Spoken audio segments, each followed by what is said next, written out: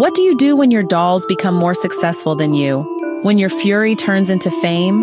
When you wake up in New York, leave your wife and child in London, and still can't outrun your demons? Welcome to the twisted midlife crisis of Professor Malik Solanka, a man so confused he fled to the land of the free, only to get imprisoned by his own rage. This isn't therapy. This is Salman Rushdie. And this is a story of a man, a philosopher, a creator of puppets, all on the brink of losing his mind in the maddest city of them all.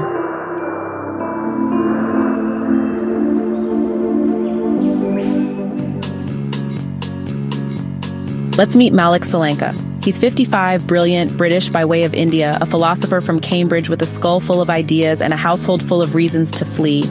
He's married, he has a young son just learning to talk, and one day, quite suddenly, he packs up, boards a plane, and lands in New York. He doesn't even leave a note, he just goes. Poof. What would drive a man to do this? Midlife crisis? Existential dread? A broken coffee machine? No. Malik was scared of himself. Scared because one night he found himself standing over his wife and child, with a knife in hand. Yes, a literal knife. Not in a violent act, but in that hazy realm of subconscious fury. The kind that makes you wonder, what if, before you even realize what you're doing. Malik was a man imploding silently, politely, intellectually, the worst kind of implosion. You see, he'd become famous in London for creating a children's doll named Little Brain. Imagine a puppet with a PhD, a TV star who combines cuteness with deep thoughts. Irony of ironies, the doll becomes a hit and makes Malik rich, but it also turns into a monster, a Frankenstein's monster of late capitalist pop culture. Exactly the kind of hollow, mass-produced garbage Malik had always railed against. So he runs. And where else to run if you're a man with demons, contradictions, and an inflated brain? New York City, land of reinvention, city of noise, island of madness. It's perfect. Malik tries to live a quiet life and fails. He gets sucked into the whirlwind of New York life parties, women, tech startups, crime, politics, and yes, even more dolls. Only this time, they're digital. Rushdie throws in the dot-com boom and boomers into the same pot and stirs. There's internet gaming, online avatars, and a wild tangle of buzzwords that almost makes you feel like you're inside a 2001 tech startup with a philosophy degree. Along the way, Malik meets two women.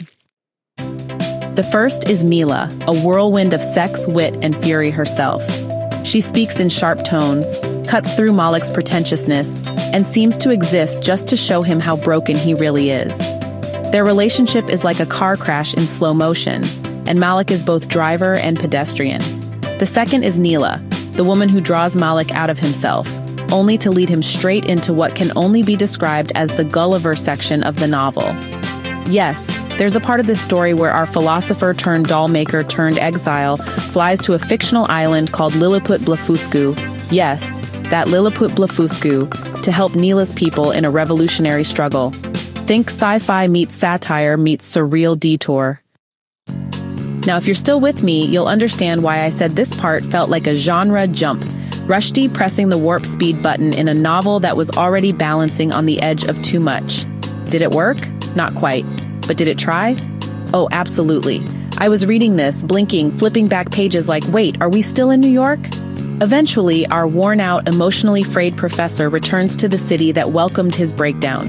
He finds his young son again. He doesn't get his wife back, not after abandoning her and almost, stabbing them in his sleep.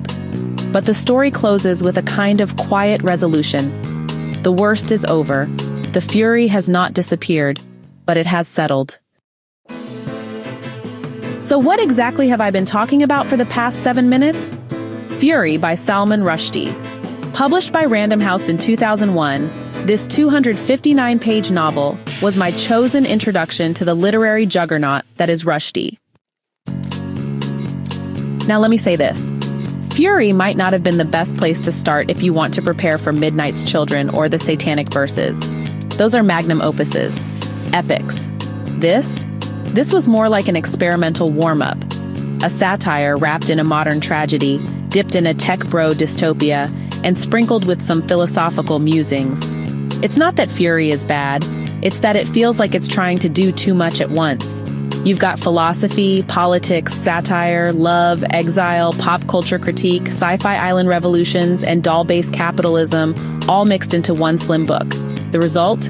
Sometimes sharp, often insightful, occasionally confusing. But what Fury does do well is capture what it feels like to be absolutely, thoroughly, and intellectually enraged. Not the hot-tempered road rage kind of anger, but the slow-burning, bone-deep disappointment of a man who has seen too much, read too much, thought too much, and still finds himself helpless. This is a book about disillusionment. With the self, with the world, with art, with love. Malik is not likable. He's not evil either. He's just broken, a man crushed under the weight of his own ideas.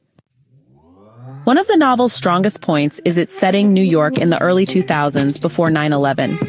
Rushdie paints the city like a comic book metropolis on the verge of collapse, teeming with voices, violence, sex, technology, and shallow fame. And in this chaos, Malik both thrives and suffers.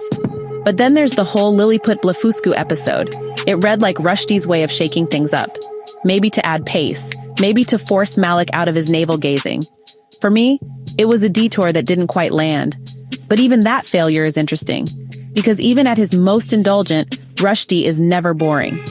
What I found most fascinating is how the doll little brain becomes a metaphor for Rushdie's own experience with fame. Here's a man who created something brilliant, only to watch it get consumed and commodified by the very culture he critiques. Sound familiar? It's hard not to read Fury as semi-autobiographical, like Rushdie was venting through Malik all the anxieties of being Salman Rushdie. And speaking of Rushdie, who is he? Salman Rushdie is one of the most important contemporary novelists alive.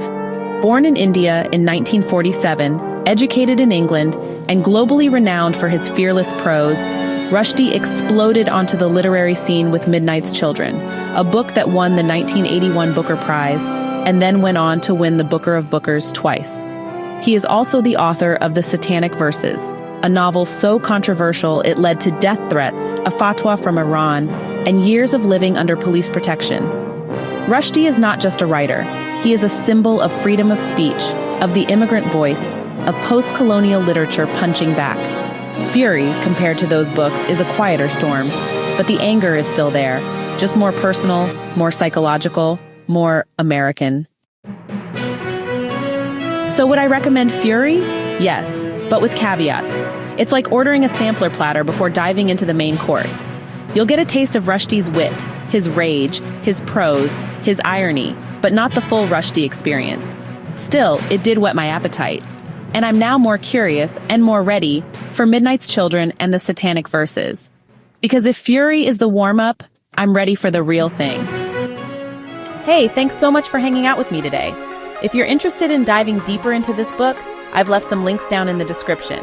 You can use it to grab yourself a copy and keep the adventure going. And if you're in the mood for more great reads, don't go just yet. Click on one of the videos popping up right now that I think you'll love. And don't forget to give this review a like, leave a comment, or even subscribe if you'd like to see more. Every bit of support helps us grow this little community of book lovers. See you in the next one.